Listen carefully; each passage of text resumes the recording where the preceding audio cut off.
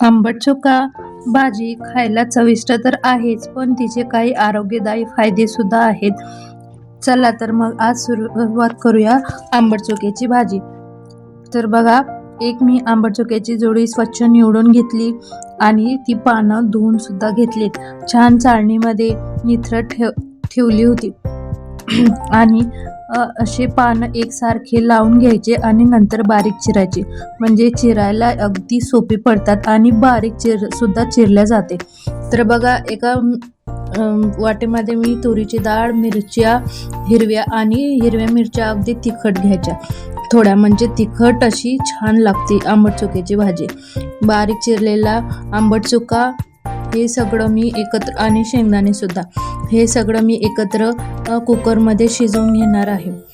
आणि त्यामध्ये अर्धा चमच हळद आणि तेल सुद्धा घालायचे. थोडेसे तेल घातल्याने तुरीची डाळ एकदम छान अशी मऊसूत शिजते.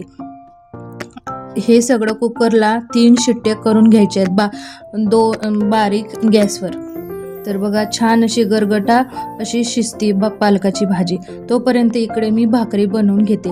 आणि आंबट चोख्याची भाजी ही भाकरी सोबतच छान लागते अगदी. आणि बघा, आंबट चोखा छान शिजला आहे. तर बघा, त्याला मी रवीने असे हाटून घेतले. एका कढईमध्ये तेल गरम करायला ठेवले. त्यामध्ये जिरे आणि थोडंसं आपल्याला लसूण हा थोडासा शिल्लक घालायचा. लसणाने या भाजीला खूप छान अशी चव येते.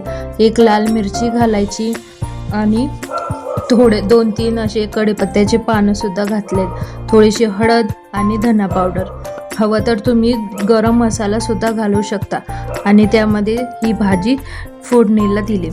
तर बघा, खूप छान असा तडका बसलेला आहे भाजीला. खूप छान अशी एकसंध अशी भाजी झालेली आहे. आणि हो, मी थोडीशी घट्टसर भाजी बनवली, कारण मला टिफिनमध्ये सुद्धा द्यायची आहे. त्यामुळं हवं तर तुम्ही आणखी पाणी सुद्धा घालू शकता. थोडासा चवीपुरता मी गूळ सुद्धा घातला, आंबट गोड थोडासा, आणि चवीपुरते मीठ. इथं बघा, टम्म अशी फुगलेली भाकरी बनवली. तर बघा, अशी मी ताट बनवून घेते. गरम अशी भाकरी, आंबट चोख्याची भाजी, कांदा आणि बीट आणि हो, ठेचा तर असलाच पाहिजे जेवणामध्ये, अधिक छान चव येते. तर बघा, भात सुद्धा घेतलाय. तर असे मी ताट बनवून घेतले.